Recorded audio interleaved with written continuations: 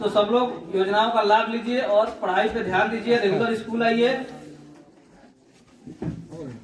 यही सरकार चाहती है, यही सब लोग चाहते हैं। चलिए, धन्यवाद। कार्यक्रम का से आप सभी अवगत हैं, फिर भी जो साधन हम लोगों के पास उपलब्ध है उस साधन का इस्तेमाल हम लोग बखूबी, आपके जितने बच्चे यहाँ अभी पढ़ रहे हैं, स्टडी में है, 1 से लेकर 12 तक यह विद्यालय है। यहाँ 9, 10, 11, 12 की पढ़ाई होती है और विद्यालय में शिक्षकों की बहुत कमी थी। बहुत सारा प्रयास करने के बाद सरकार द्वारा लगभग 12 शिक्षक हम लोग अभी यहाँ पदस्थापित हैं और बखूबी अपने कार्यों का, कर्तव्यों का हम लोग निर्वहन करने का प्रयास करते हैं। हम सभी लौकरिया के ग्रामीण अभिभावकों से भी निवेदन करते हैं कि आप लोगों ने भी समय समय पर बहुत सहयोग देकर हमें उत्साह दिया है। भिन्न भिन्न प्रकार के विद्यालय में आयोजनों में आपकी भागीदारी रहती है। की गड़बड़ी की वजह से अनियमितता हुई है बच्चों में, जैसा कि आप सभी अभिभावक लोग जान रहे हैं। अगर आपके बच्चे विद्यालय नहीं आते हैं तो उस परिस्थिति में उनका नामांकन जो है वह रद्द करने का आदेश सरकार द्वारा दिया गया है। हम लोग इस पर कार्रवाई भी किए हैं। लगभग मेरे यहाँ 694 बच्चे थे वर्ग 1 से 8 में, जिसमें बहुत सारे वैसे गार्जियन और बच्चे को हम लोग कन्फर्मेशन सूचना भी दिए कि आप जहां कहीं भी हो, चाहे प्राइवेट में पढ़ते हो या कोचिंग में पढ़ते हो, आप विद्यालय आइए नियमित रूप से। लोग और सहयोग प्रदान करने के पश्चात आपके विद्यालय में अगर बच्चे प्रतिदिन आ रहे हैं, उनका हाजिरी प्रतिदिन बनता है, तो सरकार के द्वारा दी गई बहुत सारी योजनाएं हैं जो हमारे सामने बैनर पे भी उपलब्ध है और हम बच्चों को लाभान्वित करने का प्रयास भी करते हैं।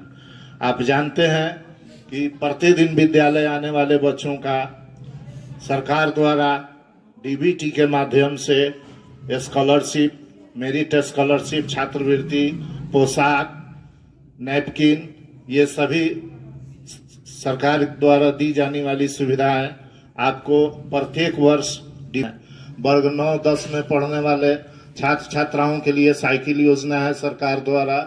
जो 11, 12 के बच्चे लोन भी मिलता है, जो 11th पास करके और चाहते हैं कि स्वरोजगार हम अपना करें या आगे की पढ़ाई इंजीनियरिंग में, मेडिकल में वे चाहते हैं, तो उन्हें सरकार लोन भी दे रही है। बच्चियों को बिना इंटरेस्ट के भी लोन मिलता है जो 11, 12 पास करके आगे की पढ़ाई जारी रखना चाह रही हैं।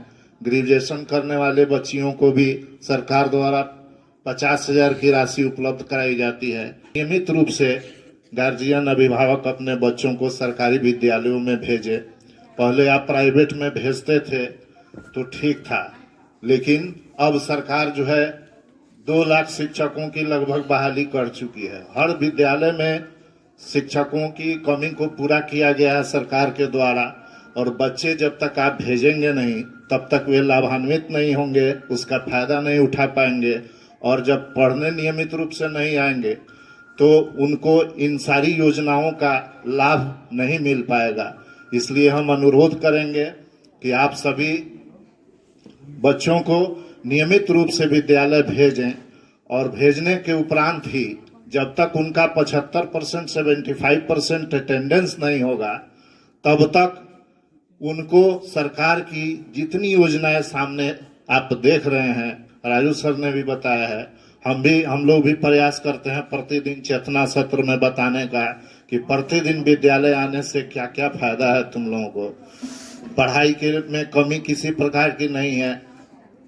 तुम नियमित रूप से विद्यालय जो छात्र छात्राएं आएंगी उनको निश्चित रूप से सभी सरकारी योजनाओं का लाभ हम लोग दिलाने का प्रयास करेंगे। इस प्रयास में हमारे Deepak sir, Asif sir, madam लोग भी हमारी हैं, Chandni madam, Vinod sir, Shabnam madam, Anju madam, Sunita madam, सब लोग आई हुई हैं। सब लोग सहयोग करता है, लेकिन लेने के लिए तुम लोगों को तत्पर रहना होगा। और अभिभावक महोदय से भी हम आग्रह करेंगे कि आप लोग बच्चे बच्चियों को प्रतिदिन नियमित रूप से विद्यालय भेजिए, और तब आप हमसे लाभ खोजिए कि मेरा बच्चा प्रतिदिन जाता है, प्राइवेट में नहीं पढ़ता है, ट्यूशन नहीं जाता है, विद्यालय में 75% हाजिरी उसकी नहीं पूरेगी, तो हम असमर्थ हो जाते हैं कि डीबीटी के माध्यम से उसको सरकार की योजनाओं का लाभ मिले। छात्रवृत्ति, पोशाक, ये सब बहुत सारी सुविधाएं हैं, वह नहीं मिल पाती है। हम अब 2 शब्द के लिए हमारे बगल में पड़ोसी विद्यालय के अभिकर्ता हैं डॉक्टर शिवशंकर सिंह जी से मैं आग्रह करूंगा कि आप हमें आशीर्वचन के 2 शब्द प्रस्तुत करें। अभी अभी आप लोगों ने सुना, हमारे राजू सर भी कह रहे थे और हेड सर भी कह रहे हैं, और बहुत से योजनाएं बिहार सरकार ने हम लोगों को प्रदान किया है बच्चों के लिए, बच्चियों के लिए, और सबके लिए एक ही मात्र रास्ता है कि समय पर आप लोग आया करें स्कूल और उसका लाभ उठावें। मैं इतना करके मैं वाणी को आराम कर दूं। विनोद सर, और हम लोगों के लिए बहुत ही दुख की घड़ी है कि वे अब विद्यालय से बीपीएससी के अंतर्गत 11-12 के लिए क्वालिफाई कर चुके हैं।